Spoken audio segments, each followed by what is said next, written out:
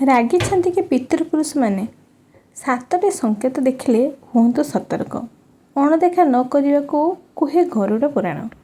ଆପଣ ଯଦି ଏହି ସାତଟି ସଂକେତ ଦେଖୁଛନ୍ତି ତାହେଲେ ଆପଣ ଜାଣିବେ ଯେ ଆପଣଙ୍କ ଉପରେ ପିତୃପୁରୁଷ ରସ କରିଛନ୍ତି ବା ରାଗିଛନ୍ତି।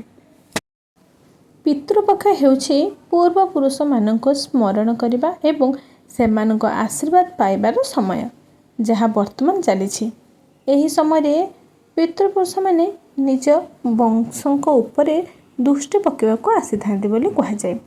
କିନ୍ତୁ ଅନେକ ଥର ସେମାନେ ସଂକେତ ମାଧ୍ୟମରେ ଏହା ଦର୍ଶାଇଥାନ୍ତି ଯେ ସେମାନେ ସନ୍ତୁଷ୍ଟ ନାହାନ୍ତି। ଧର୍ମଶାସ୍ତ୍ର ଏବଂ ଗରୁଡ଼ ପୁରାଣ ଅନୁସାରେ ଯଦି ଘରେ କିଛି ବିଶେଷ ଘଟଣା ବାରମ୍ବାର ଘଟେ ତେବେ ବୁଝିବାକୁ ହେବ ଯେ ପିତୃପୁରୁଷମାନେ କ୍ରୋଧିତ ଅଛନ୍ତି ଏବଂ ସେମାନଙ୍କୁ ଶ୍ରାଦ୍ଧ କିମ୍ବା ତର୍ପଣର ଆବଶ୍ୟକତା ଅଛି।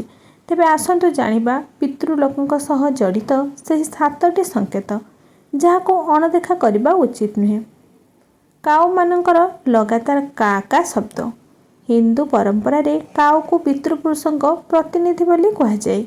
ଯଦି ପିତୃପକ୍ଷରେ ଘର, ଛାତ କିମ୍ବା ଅଗଣାରେ କାଉମାନଙ୍କର ବାରମ୍ବାର ଆଗମନ ଏବଂ କା କା ଶବ୍ଦ କରିବା ଆରମ୍ଭ ହୁଏ, ତେବେ ଏହା ଏକ ସଂକେତ ଯେ ପିତୃପୁରୁଷମାନେ ଭୋଜନ ଏବଂ ତର୍ପଣ ପାଇଁ ଅପେକ୍ଷା କରିଛନ୍ତି। ସ୍ୱପ୍ନରେ ପିତୃପୁରୁଷଙ୍କୁ ଦେଖିବା। ଗରୁଡ଼ ପୁରାଣ ଅନୁସାରେ ଯଦି ପୂର୍ବପୁରୁଷମାନେ ସ୍ୱପ୍ନରେ ବାରମ୍ବାର ଦେଖାଯାଆନ୍ତି ଏବଂ ଭୋଜନ କିମ୍ବା ଜଳ ମାଗନ୍ତି, ତେବେ ଏହା ଏକ ସଂକେତ ଯେ ସେମାନେ ତୃପ୍ତ ହୋଇନାହାନ୍ତି।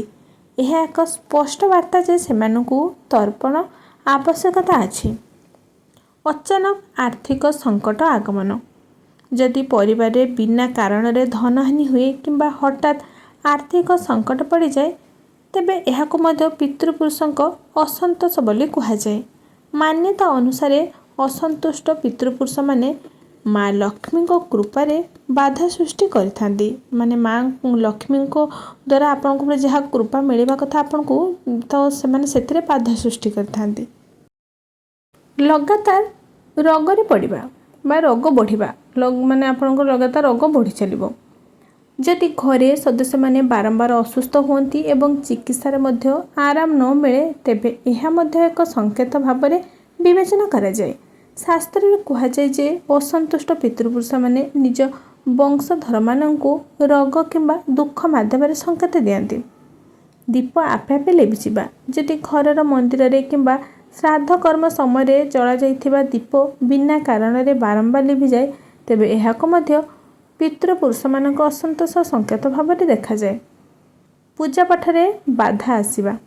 ବାରମ୍ବାର ପୂଜା ସମୟରେ ଯଦି ଅସୁବିଧା ଆସିବା କିମ୍ବା ସାମଗ୍ରୀ ହଜିଯିବାକୁ ଶାସ୍ତ୍ରରେ ପିତୃପୁରୁଷମାନଙ୍କର ଇସାରା ବୋଲି କୁହାଯାଏ। ସେମାନେ ନିଜ ବଂଶଧରମାନଙ୍କୁ ମନେ ପକାନ୍ତି ଯେ ସେମାନଙ୍କୁ ମନେ ପକାଇ ଦିଅନ୍ତି ଯେ ସେମାନଙ୍କର ଶ୍ରାଦ୍ଧ ସମ୍ପୂର୍ଣ୍ଣ ହୋଇନାହିଁ। ତୁଳସୀ ଗଛ ଶୁଖିଯିବା। ଯଦି ଘରର ଅଗଣାରେ ତୁଳସୀ ଗଛ ହଠାତ୍ ଶୁଖିଯିବାକୁ ଲାଗେ କିମ୍ବା ମନ୍ଦିରରେ ରଖାଯାଇଥିବା ଫୁଲ ଶୀଘ୍ର ମଉଳିଯାଏ, ତେବେ ଏହା ମଧ୍ୟ ପିତୃପୁରୁଷମାନଙ୍କର ଅସନ୍ତୋଷ ବୋଲି କୁହାଯାଏ ବା ସଂକେତ ଅଟେ। ଏହାକୁ ବହୁତ ଗମ୍ଭୀରତା ସହିତ ନେବା ଉଚିତ।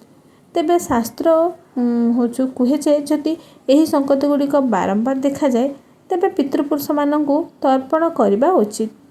ବ୍ରାହ୍ମଣ ଭୋଜନ, ଗୋଦାନ ଏବଂ ଜଳ ତର୍ପଣ ଦ୍ୱାରା ପିତୃପୁରୁଷମାନେ ପ୍ରସନ୍ନ ହୁଅନ୍ତି ଏବଂ ଘରେ ସୁଖ ସମୃଦ୍ଧି ଫେରିଆସେ।